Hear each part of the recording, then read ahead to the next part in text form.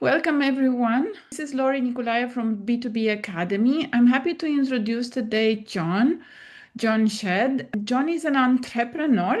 It seems that this is not his first enterprise, but this is the more mature enterprise that he built in the space of cybersecurity.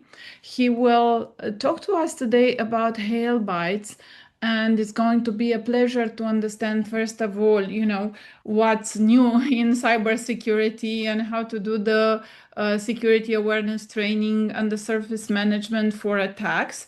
But also, it's going to be very interesting to find out how AI contributed to their business growth and also the new marketing tactics that John is an expert on. So I look forward You. to this conversation. Welcome, John. Thank you so much for the intro, Lori, and I'm glad to be on. Awesome. So I have a ton of questions, but let's just start with the beginning. Would you like to add anything to the introduction, perhaps about yourself, and how did the whole idea of HailBytes come about? How did you get started with this? Sure. So, HailBytes is about 7 years old. Started by David McHale. I joined 6 years ago. The reason that David started HailBytes was because he was using open source solutions to solve security problems for big enterprises. But there is one challenge, and that was that these open source solutions required a ton of configuration, and that involved having the right engineers on the team. It involved a decent sized budget. And so when there's not an enterprise solution ready on the market, you have to take matters into your own hands and build a custom solution. So that's what he ended up doing. The open source solution that he first used was called Go Fish.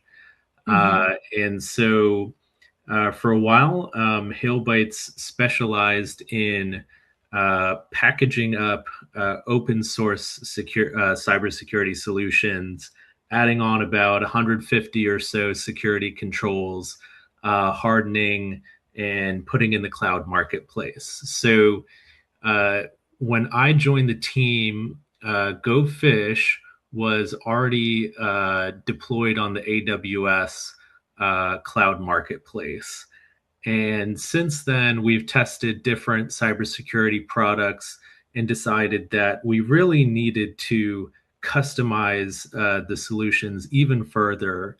And so recently, we did a whole rebranding campaign. We don't offer our products as open source solutions in the cloud, but rather as enterprise grade ready solutions for companies, the size of, Facebook has been one that's used us, Deloitte, SHI, Ingram Micro, and the like. So we're really excited that we've been able to make a lot of progress, especially since October. In the intro, you mentioned that AI, how that has impacted our business, and I talked to you about that earlier. It's really amazing how we've been able to develop our product about 20 times as fast. We're able to create marketing content and update our website with the latest product updates practically instantly on the same day, and really just scale our operations with a small team. So it's been a journey in the past 9 months or so with AI in a way that we had to forget our old way of doing things completely. So. Wow, I love how you frame this because yes, we have to unlearn sort of what we knew to be able to cope with this the speed of AI and the everyday updates of doing more and better and faster. I do have a question before we dive into the more in-depth conversation on AI and how that helped you. You mentioned really interesting names there. Can you perhaps give us a more, let's say, a better use case?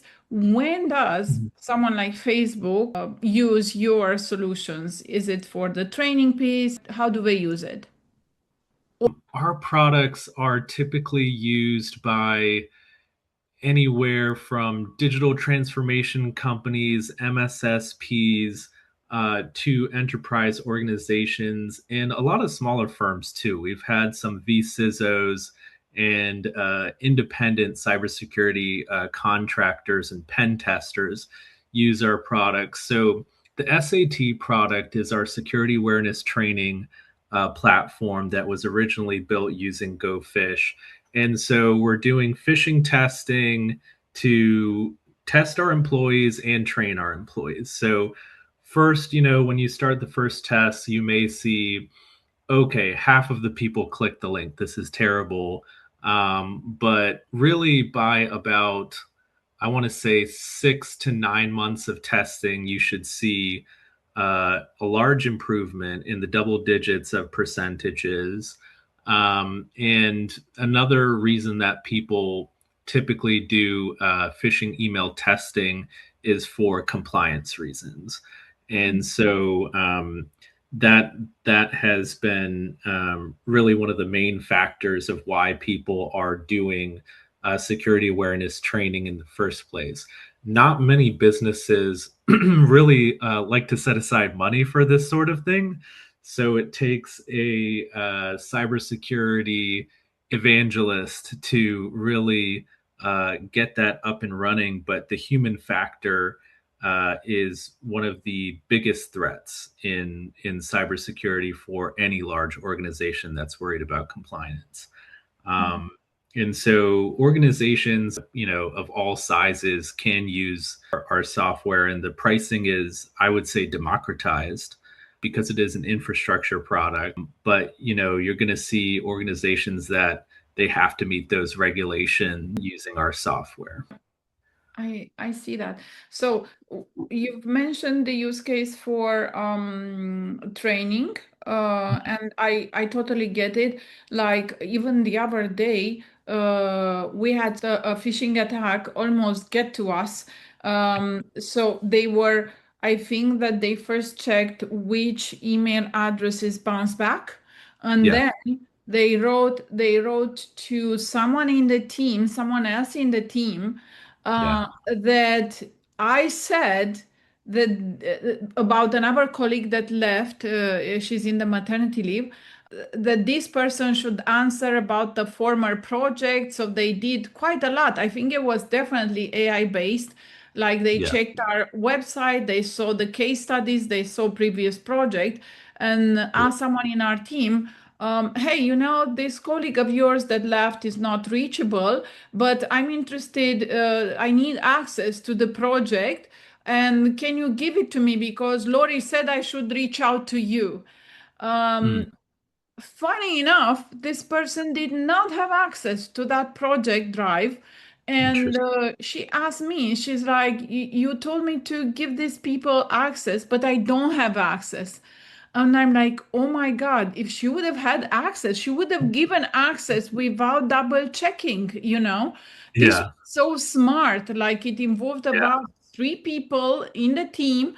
A Yep. previous project, it looked like their domain was a bit off. It was a Yep. really large company that they were trying to, let's say, piggyback. And Yeah. I was scared. Like I was, what is happening?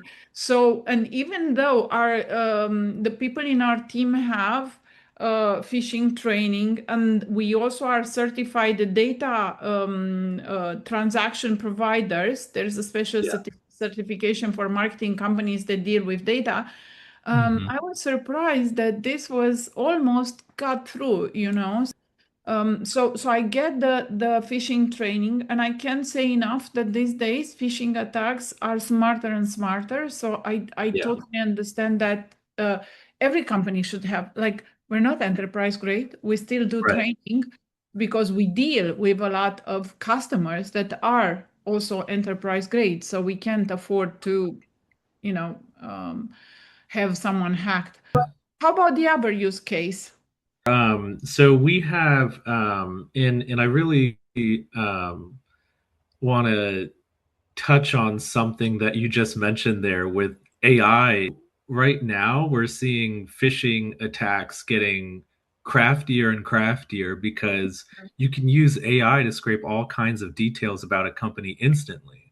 And AI is also allowing people with way less knowledge in how to hack to be able to hack. Yeah. And so it's enabling people that are 13 years old to be able to, hack into an enterprise grade company. So we're really stepping into a new era of increased threats. And with increased threats, our other product is attack surface management. So that's keeping track of all of the assets that a company has and scanning, analyzing, and finding threats. And so both of our solutions, the SAT and ASM product, are available on the AWS marketplace as well as the Azure marketplace. We actually launched on Microsoft Azure about a year ago.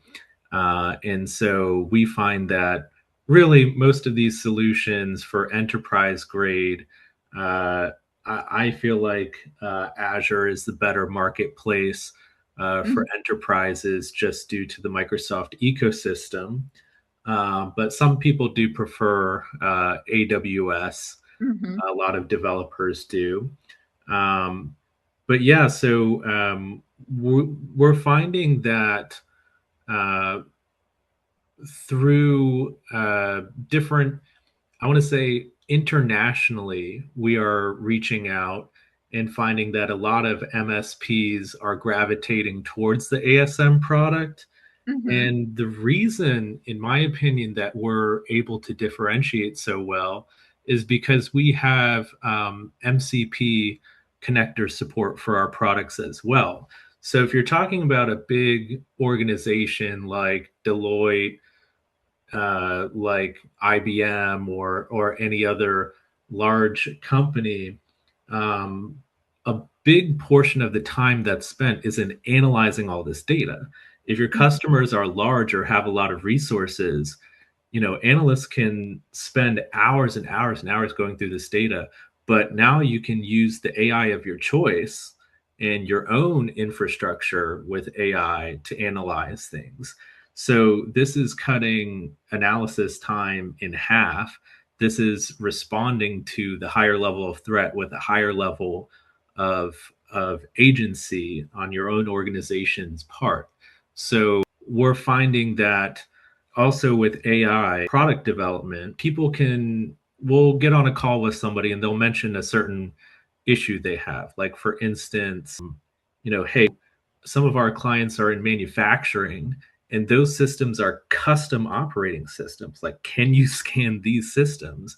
And because of AI, we were able to, within 2 weeks, allow our product to be able to do that. And a huge company that I think just had some kind of was sold for $1 billion or something like that, Dragos, is able to do that too. So we're able to innovate on our product much more rapidly now to meet enterprise needs.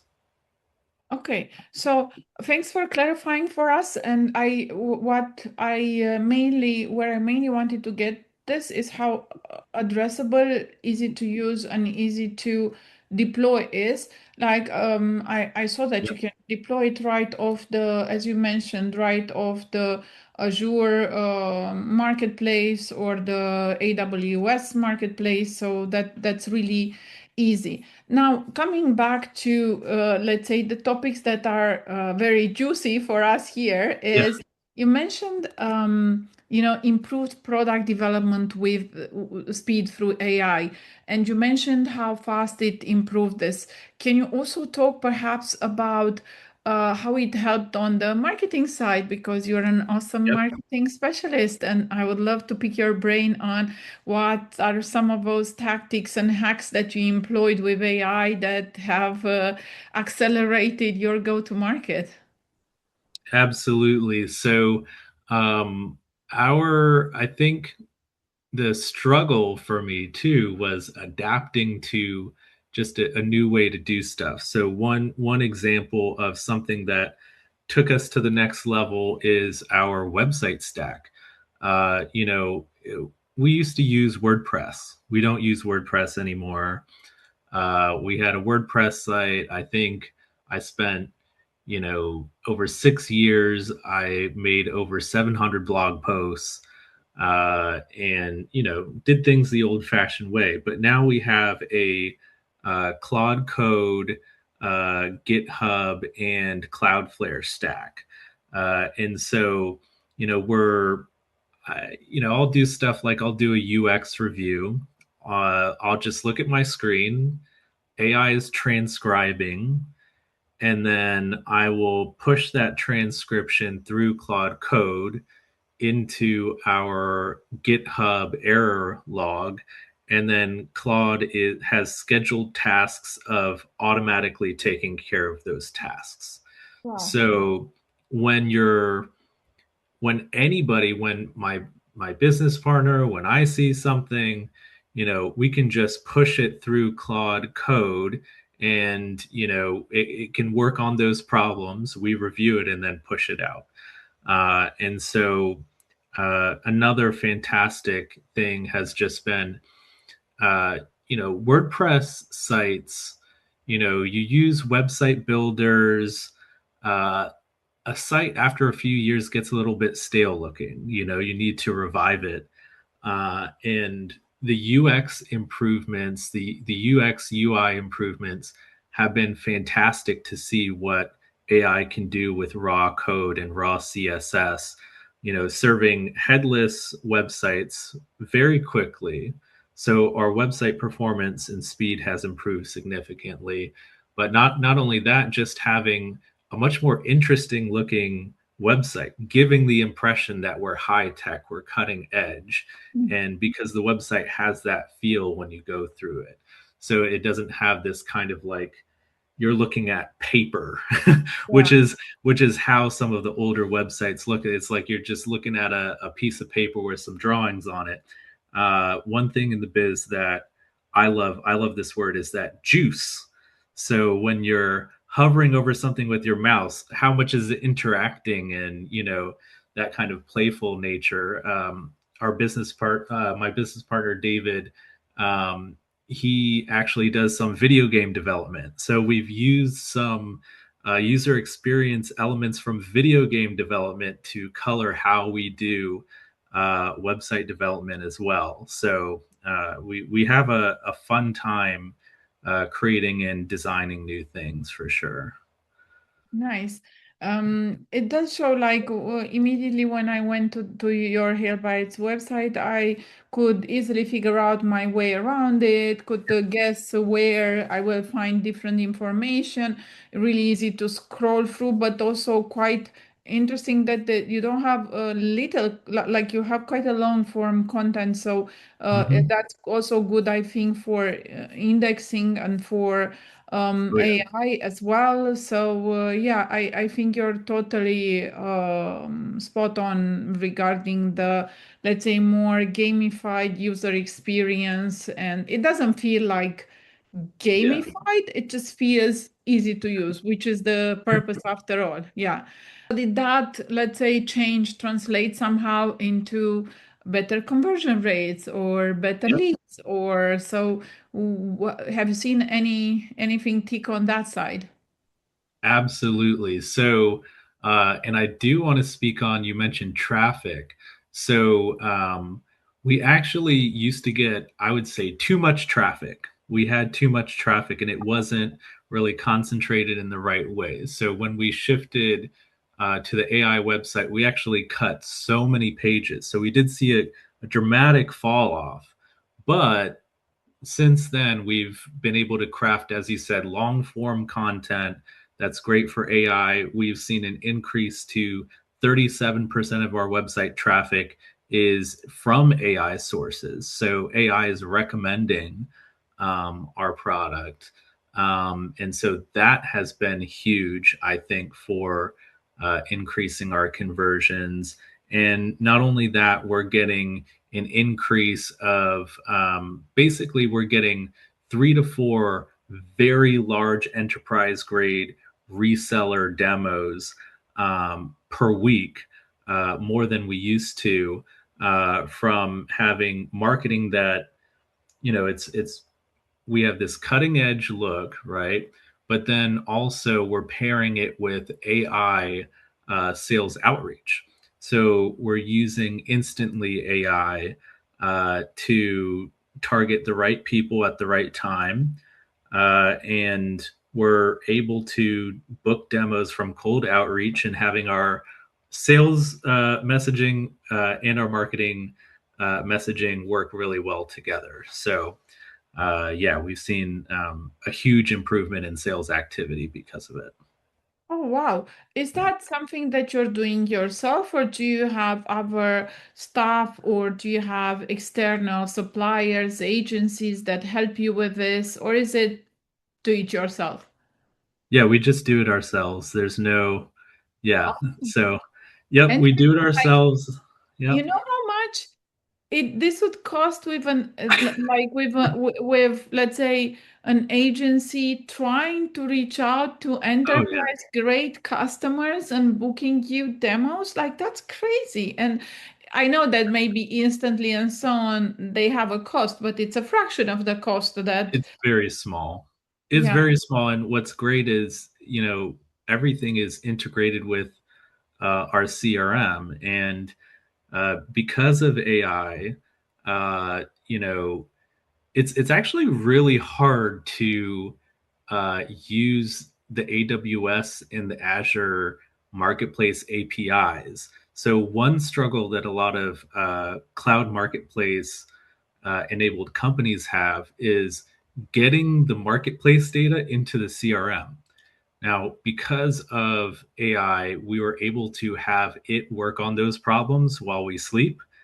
And my business partners, of course, diligent doing code reviews, using the human element of developer skills.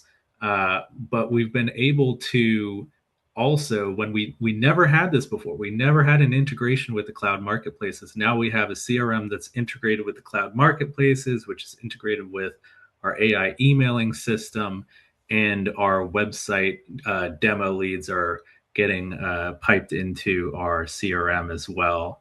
And everything's just kind of a smooth running machine. What CRM are you using?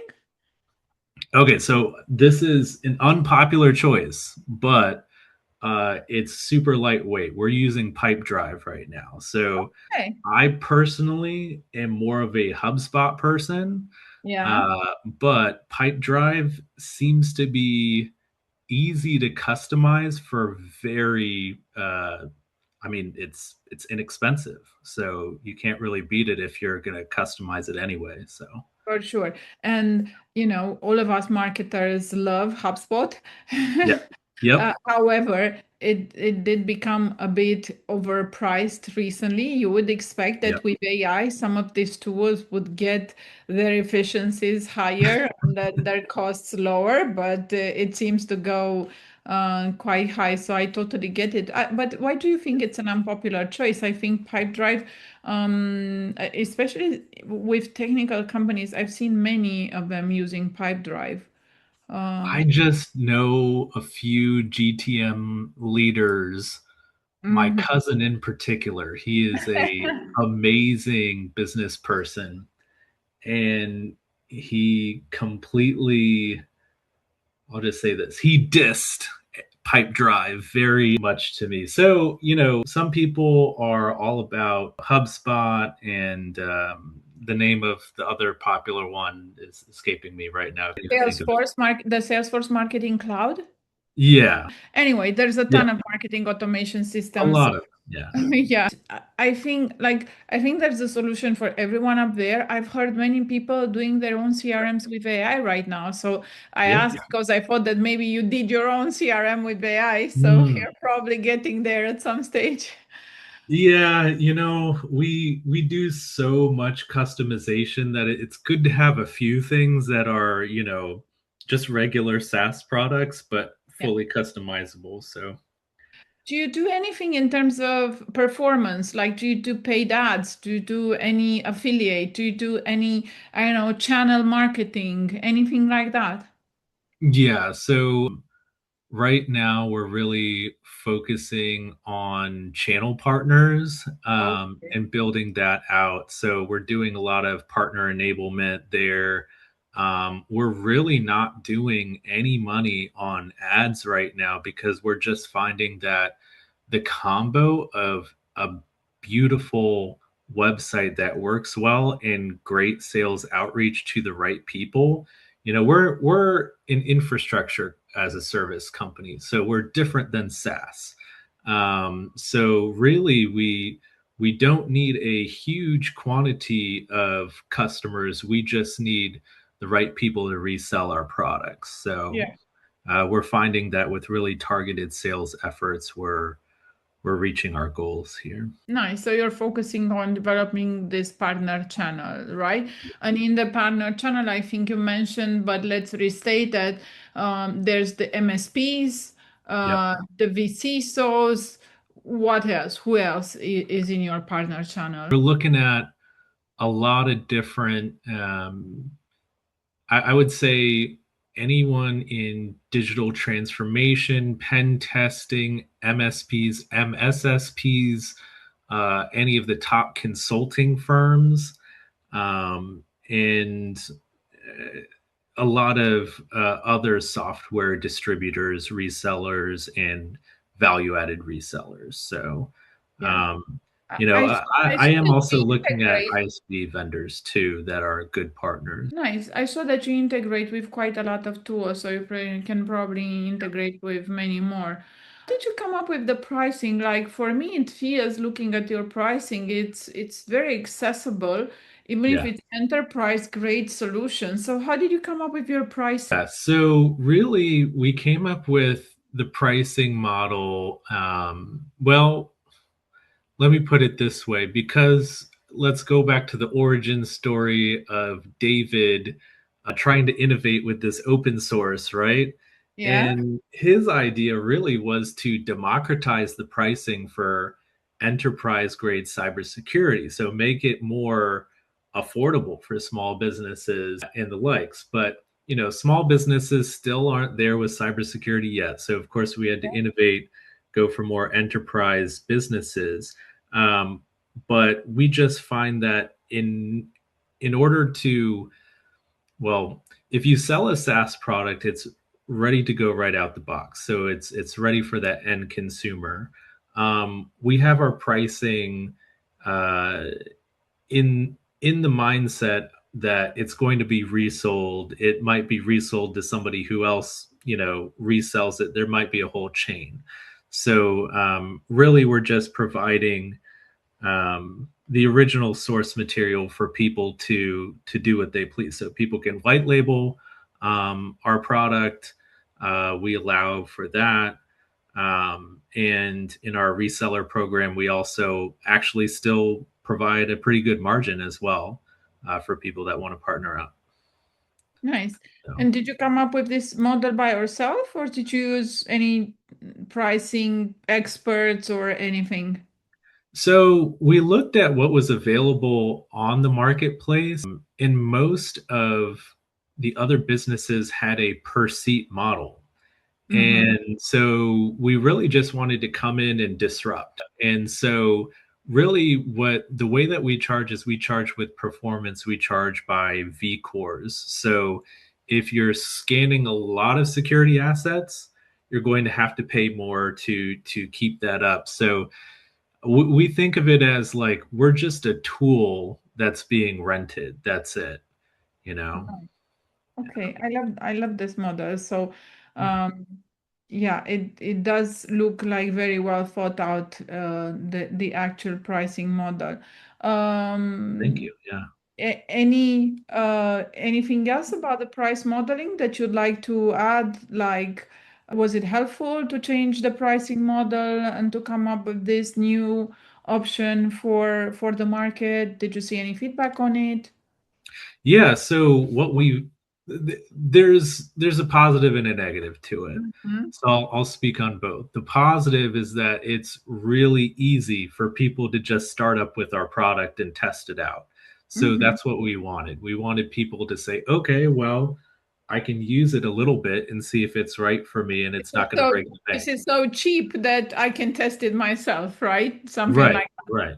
Exactly. And we do have the 30-day trial as well. So, if you want to take your time testing it on a small scale, you can do so. But then when you scale up, yep, you'll have to pay more.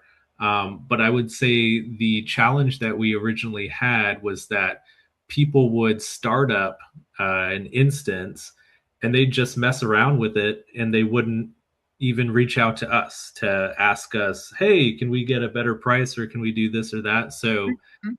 I think since we improved our website quite a bit and focused a lot on improving uh, our conversion rate for demos, we haven't really had that problem though. And we have a lot of people reaching out to us that want to do a lot of business with us. So there's a lot of different factors with the price that we've struggled with, but then also that it's made it so that large enterprise organizations and even security engineers that have a little bit of budget, who have a little bit of coin in their account, they can test us without having to ask their finance guy, hey, can you give me a bunch of money here? It's already in their Azure wallet, basically. Nice. So, yeah. So did you use any AI modeling for this, or was it strictly human intuition and research? Yeah, so what we're able to do is particularly for our partners and figuring out how to structure things with our partners. We use a lot of AI to help, model out pricing, communicate things because if you tell the average person, oh, it costs, this many cents per vCore per hour, they're like, what are you talking about, What is John? that? Doesn't Yeah. make any sense. So, we're able to use AI to help, okay, let's type in our customer situation here or type in our reseller's situation and say, okay, well, if you're reselling to 20 people, this is the profit that you can expect. This is how much you can resell it for. Um, and we can do price comparisons on the fly, because other companies are charging maybe $12 a seat, and so that's really the only pricing comparison in security awareness training that you used to see is just price per seat, and that's it. So yeah. Okay, nice. Thanks for sharing. So it seems like in many ways you were able to use AI to even, A/B test some of these new tactics you came up with, or is that, I don't know, something that you feel is based off of your experience as a marketer, or is it, can anyone do this? Like, I Hmm. still feel that, with AI, you still need a marketer to play with the AI, right? It's a Yeah. tool. I always say this, the technology is like a hammer. In Yeah. the hands of a skilled person, a hammer can produce even art. In Yeah. the hands of someone that doesn't even have the force to use a hammer, they can hurt Right. themselves, right? Yeah. Uh, Absolutely. so do you feel that your experience, your previous marketing experience helped, and the AI is just accelerating the possibilities, or Yeah. anybody up there can do this? This is something anyone can tap into. I don't think anybody can tap into it, and I see it every day in the workplace. I see it being used incorrectly, people assuming they're doing something good when they're not, because they don't know the process.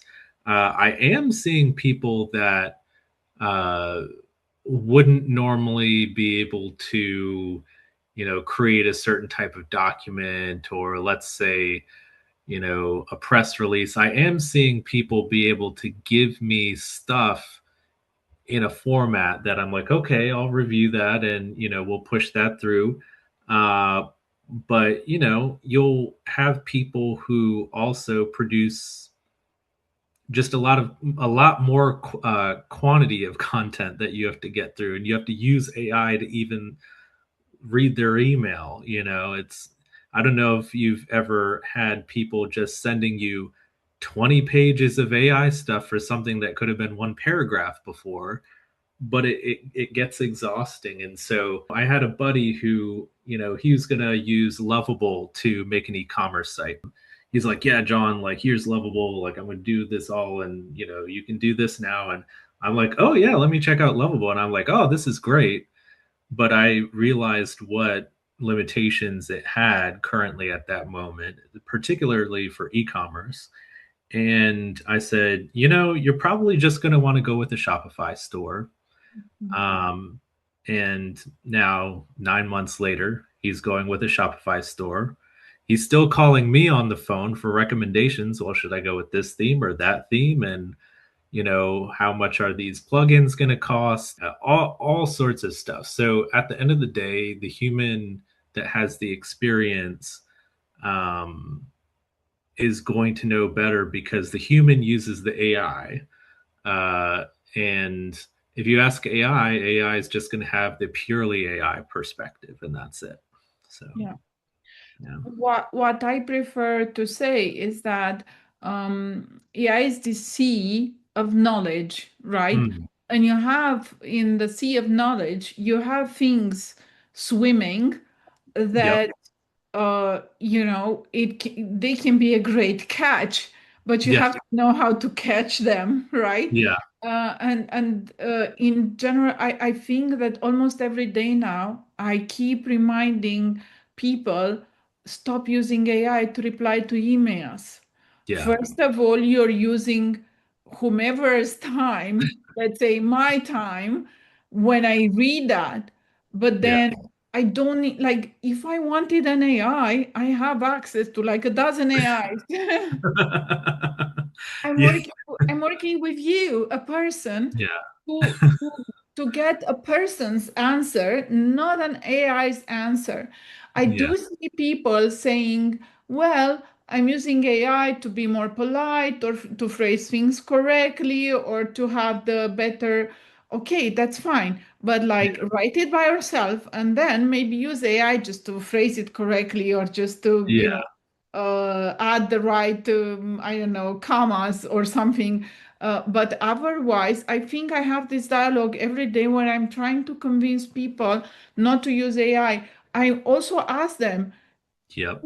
if you take my inquiry and give it to the AI and you give me the AI answer, why are you in the loop? If you are in the loop, make sure you are in the loop, you know? Yeah.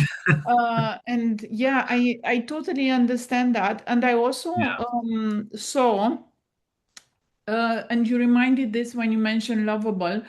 Many people, when AI started to become a hype, I think it's quieting down right now, but they thought that they can do everything with AI. Yes. And from like really dumb examples, like, I don't know, giving the AI your credit card number or finance data or something. There Uh, there are AI purchasers now, and that I'm like, that's interesting. it is interesting, but I think that those solutions matured. When Yeah. this started off, it was a bit dangerous to say the least, because I could ask, did John Shad ever share their credit card number with you? And the AI would say, yes, they did. This is it. And they would give me the number, which was a bit crazy, talking about cybersecurity. Yeah. But I also think that it requires a specialist to be able to use, as you mentioned, for example, we've seen a lot of companies trying to make websites with things like Claude, Lovable, and so on. If Yeah, you don't, if you're not an expert in at least knowing what you want from a website in the first right. place, to get to a website, they would get like 60-70% there, but we Right. all know it's the last mile that counts. It's not the bulk. We used to have, as you say, we used to have builders, we used to have, Yep. there were even AI solutions before this hype that could write content or could spin off content or could Yeah. do something, but it still requires an expert to know, is this a good website for the business or not? Or, again, otherwise it comes with such a generic content or such a Right. generic look and feel. And I think that we are in a crisis of too much noise right now because Yeah. of AI. I think the AI produces so much noise. It's not used properly. I don't know what would be the solution for that, but it's my call to everyone, people, please stop using ChatGPT or Claude or something in a generic way. Just be in the loop, be there, use your knowledge, use your intelligence, and the AI can do wonders, as John just shared. John, anything you'd like to add in terms of, trends, what you see coming from the future, or anything that we missed during this conversation? Yeah, no, I first of all, I really love your breakdown of good versus bad usage of AI right there. We need to call out the bad more often, I think. And the thing is that I do use AI to brainstorm things to get 10 ideas at once sometimes, but it's the same reason why you need to learn the humanities. You need to learn how to think, and that is it's harder to teach people how to think than it is to just give them a tool. And so unless people are really working on self-analysis of themselves and the self-reflection aspect of doing marketing, the more time you spend self-reflecting and thinking about how you think, Mm-hmm. that's climbing the ladder right there. If you're thinking about how you're thinking on a daily basis, getting to that almost meditative state of thought where you're the observer of yourself, that's something that you know it can't really be taught too easily. You have to just access that yourself. And so I do think that people need to spend more time pausing. What I get out of a session pacing in my living room is gold. you know, as far as what's coming next, that's interesting. That's an interesting topic. Um, I think that content generation is going to get better from AI. I'm using it for a larger and larger format content. I think for image generation, it's pretty spectacular right now. For video, it's becoming spectacular to the point of blowing me away. Um, I think with WebStack, it's great.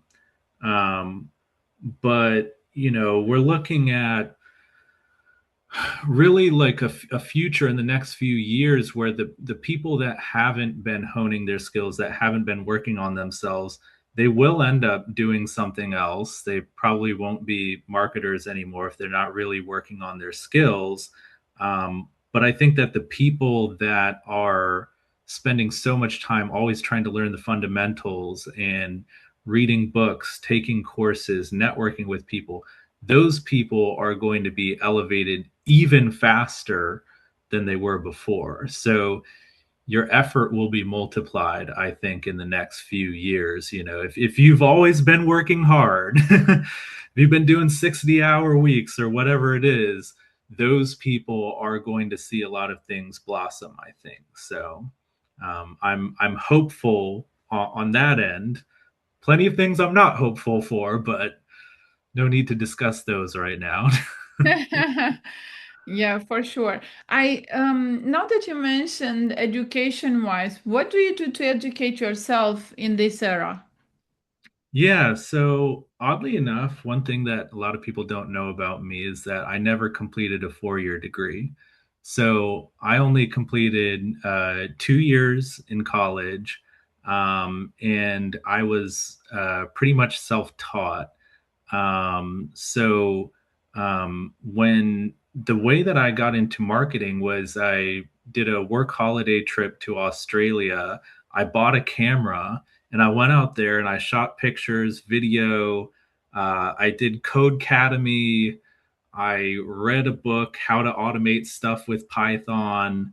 And so, really, the way to learn nowadays, I would say take courses, um, but also when you take the course, don't feel the need to complete the course, get what you need out of it, and go and build something.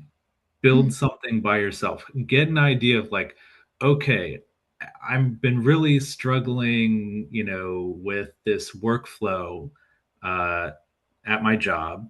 Let me figure out how to automate it and take time on the weekend or take time after work and build something because, you know, 3 months later, what you build may be replaced by AI, but you're still building that skill set and you're still working on that kind of logic that you need to understand to keep up with things. So, yeah, I just think people should build stuff. Yeah. Even if the AI will learn how to do that while you are learning to play around and build something with it, it's very important that you know how AI got there. Yeah. If you know how the AI got there, you'll be able to get more out of the AI or correct the AI when it's wrong. Or yeah, and um, I prefer to say this, I don't think that we'll have a full 100% AI orchestration in anything. Like, Yeah. there's still gonna be people, the dream with the robots from many, many years back was that they Yeah. will have robots that will do agriculture 100%. Yeah. I know a whole island that's been using robots to do Yeah. agriculture. There's still people Yeah. that manage, that repair the robots, that are involved quite a lot in the process. Okay, it's not the people that used to do the hard work. I don't think Right. those people wanted to do the hard work in the first place. If they had a choice, they would prefer Right. to repair the robot and to Yeah. let the robot stay in the heat all day. Yeah. Uh, but still, so what you're saying is quite right that you have to learn it, even if the AI will do that at some Yeah. point, because someone has to manage, someone has to control, someone has to correct, let's say, where the AI goes wrong or where it Yeah. didn't understood the prompt or something. For example, if you build something in Cloud Code, because you mentioned, Yeah. you still need to be able to do code review. And even if you Yeah. program, let's say, workflows to do code review, you still have to be able to check in if those are right or if the output Right. is right and so on. So, yeah, definitely understand where you're coming from. Anything else that we didn't cover today? And especially, maybe you can share how people can benefit of these solutions. Do they go directly on the HailBytes website? Should Yeah. they book a demo? What's the next step for the people that are interested? Absolutely. So, thank you. And I also want to say thank you for hosting me today and allowing me to talk about, Hail Bites and then also a great discussion on marketing, AI, what's next. The best way to reach out to us is just going to hailbytes.com. That's HailBytes.com. And so you can take a look at whether AWS or Azure is the best for you. Yeah, you can book a demo. You can click contact, and we'll be happy to reach out to you guys. And we have new demo videos being released. So you can take a look at the product before you start a trial. And yeah, we're just happy to continue improving our product and listening to what challenges people have and just adding that to the product and improving it over time. So we're happy to do that. Thanks, John. I want to mention that again, this is not a sponsored podcast. Mhm. Our initial goal was actually to discuss about something else, and we will discuss this at a future date. But Yep. actually, for me, this topic was very interesting. First of all, Yeah. cybersecurity is not trending, but it is Yeah. a critical need right now. Hmm. We need a lot of better defenses for our businesses, and we need to train our team. And so I thought this is great. Plus, with your background, this has been a very interesting conversation, which I hope many people will take and apply, take some learnings, apply them, test Yeah. them. I am available if anybody has questions, and I can pass them on to John. I didn't ask permission before if he can be contacted, so I can take your questions if you have, and I can pass them further to him. And yeah, let's keep this conversation going. I think that you're building something very important for the future. I'm not at all into cybersecurity, but as a marketer, I prefer to promote valuable Yeah. businesses, and Thank so you. I Yeah. think that this has a lot of value for the market. So thanks again, John, for all of the information you generously shared with us. And I encourage people to go to your website. We will share the website link. And yeah, all the best to you. Thank you so much. And also, you can find me on LinkedIn. Anybody, if you want to ask me any questions. Okay. Um, So and we'll yeah, share your LinkedIn profile as well. yep, awesome. All right. Thank you so much, Lori. Thanks. Thanks.